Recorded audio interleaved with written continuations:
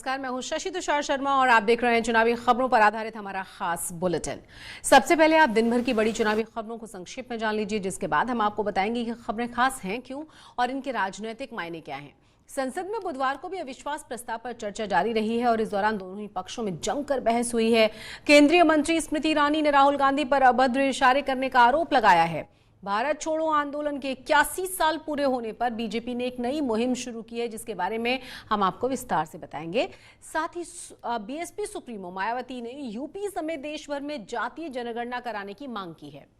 छत्तीसगढ़ विधानसभा चुनाव के लिए बीएसपी ने उम्मीदवारों की पहली लिस्ट जारी कर दी है। और आइए अब इन तमाम खबरों को विस्तार से समझते हैं। तो शुरुआत करते हैं। संसद में बुधवार को भी अविश्वास प्रस्ताव पर चर्चा जारी रही और इस दौरान कांग्रेस सांसद राहुल गांधी ने मणिपुर मुद्दे को केंद्र सरकार पर तीखा हमला बोला लेकर उन्होंने बीजेपी को देशद्रोही बताया। साथ ही कहा कि मणिपुर में भारत माता की हत्या हुई है, जिस पर बीजेपी ने पलटवार करते हुए कहा कि यह प्रस्ताव सिर्फ भ्रम पैदा करने के लिए लाया गया है। चलिए दिखाते हैं आपको कि राहुल गांधी ने क्या कहा और उसके जवाब में अमित शाह की तरफ से क्या कहा गया। हमारी जनता की आवाज है, दिल की आवाज है।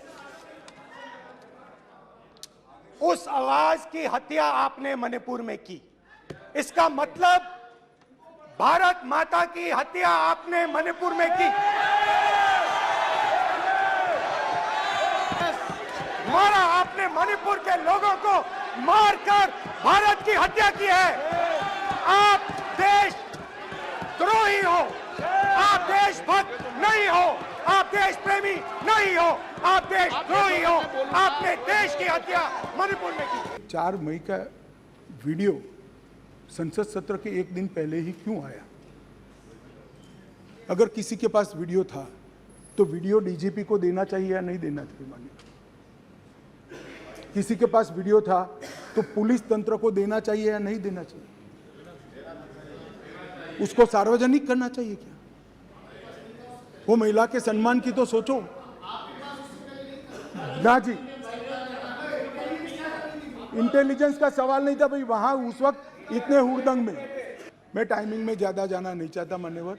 वीडियो किसी के पास भी था, मैं इन पर आरोप नहीं कर रहा हूं, किसी के पास भी था। अगर उसने डीजीपी को दे दिया होता तो 5 तारीख को ही पकड़ गए होते, क्योंकि जिस दिन वीडियो दिया उसी दिन वीडियो की कॉपी पर से हमने फेस आइडेंटिफिकेशन सॉफ्टवेयर का उपयोग करते हुए सरकारों के डेटा के साथ मिलान करते हुए 9 के 9 लोगों को अरेस्ट कर दिया और वो आज ट्रायल फेस कर रहे हैं जेल में।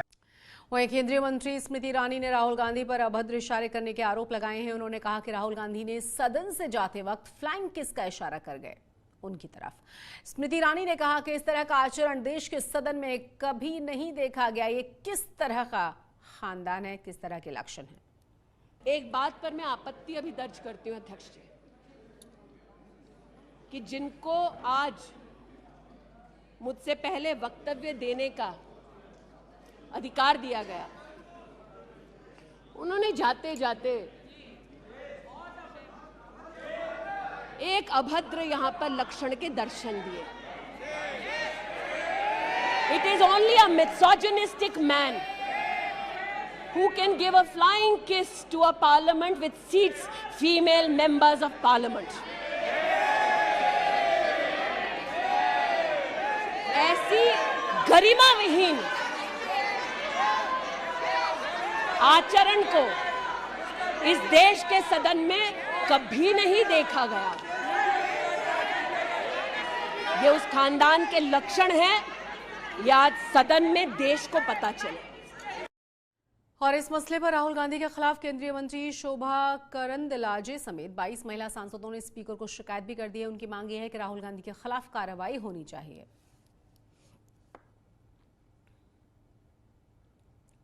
खबरों में आगे बढ़ते हैं और भारत छोड़ो आंदोलन के 81 साल पूरे होने पर बीजेपी ने एक नई मुहिम की शुरुआत की है, जिसका नाम रखा गया है भ्रष्टाचार वंशवाद तुष्टीकरण भारत छोड़ो।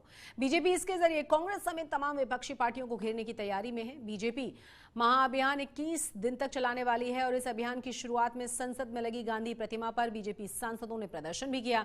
वहीं प्रधानमंत्री मोदी ने एक ट्वीट में लिखा, आज भारत एक स्वर में कह रहा है, भ्रष्टाचार भारत छोड़ो, वंशवाद भारत छोड़ो, तुष्टीकरण भारत छोड़ो। प्रधानमंत्री नरेंद्र मोदी ने ट्वीट में आने वाले चुनावों में कांग्रेस को घेरने की रणनीति नजर आती है। वहीं कांग्रेस ने बीजेपी के इस मुहिम पर निशाना साधा है। अब हम आपको सुनाते हैं कि इस पर रविशंकर प्रसाद ने क्या कहा है और किस तरीके से अधीर रंजन चौधरी की तरफ से निशाना साधा गया है। हमारे लोकप्रिय प्रधानमंत्री नरेंद्र मोदी जी ने एक बहुत बड़ा आह्वान किया है। जब अमृतकाल 75 ईयर्स चल रहा है, उन्हें 3 आह्वान किया है। Rampant family rule in politics, quit India. Stinking corruption, quit India. Appeasement politics, quit India. Quit India जब आंदोलन हुई थी तो ये तरुण पार्टी जो आज बड़े बड़े भाषण दे रहे हैं, इनके सारे पूर्वजों जो जितने थे वो ब्रिटिश शक्ति को, ब्रिटिश हुकूमत को तरफदारी कर रहे थे। और हमारे जो आज़ादी के आंदोलन में एक चुवानी भी उनको भाग नहीं किए, एक चुवानी को उनका देन नहीं है। वो सारे ब्रिटिश हुकूमत को तरफदारी करते थे उस समय। सारे बयान करूंगा, अगर चाहे सदन के अंदर मैं खुलेआम उनको न्योता देते हैं कि चलो सदन के अंदर चर्चा हो इस पे। रुक करते हैं अगली खबरों की तरफ। बीएसपी सुप्रीमो मायावती ने यूपी समेत देश भर में जाति जनगणना कराने की मांग की है और मायावती ने ट्विटर पर लिखा है कि बिहार की तरह यूपी में भी जाति जनगणना होनी चाहिए। साथ ही साथ उन्होंने कहा कि केंद्र सरकार को राष्ट्रीय स्तर पर जाति जनगणना करानी चाहिए। इसी के साथ उन्होंने बीजेपी सरकार पर निशाना साधते हुए कहा है कि जातीय जनगणना की मांग लगातार जोर पकड़ रही है, लेकिन बीजेपी सरकार इसके लिए तैयार नहीं दिखाई दे रही। ये बेहद चिंतनीय है। जाहिर है लोकसभा चुनाव बहुत करीब हैं और जातीय जनगणना का मुद्दा एक बार फिर से तूल पकड़ रहा है। ऐसे में सवाल अब यह है कि क्या जातीय जनगणना का मुद्दा लोकसभा में हार और जीत के समीकरण तय करेगा।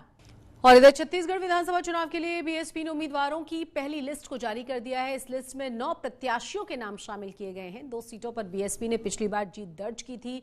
जैजैपुर विधायक केशव प्रसाद चंद्रा और पामगढ़ विधायक इंदु बंजारे को फिर से टिकट दे दिया गया है। बीएसपी छत्तीसगढ़ की 90 सीटों पर अकेले चुनाव लड़ने वाली है। राज्य की 10 विधानसभा सीट अनुसूचित जाति के लिए आरक्षित हैं। और इसी के साथ हमारी इस चुनावी खबरों के खास बुलेटिन में फिलहाल इतना ही। चुनावों से जुड़ी हुई तमाम जानकारियों के लिए और हर दिलचस्प अपडेट के लिए आप सब्सक्राइब कीजिए चुनाव आज तक। मुझे दीजिए इजाजत। नमस्कार।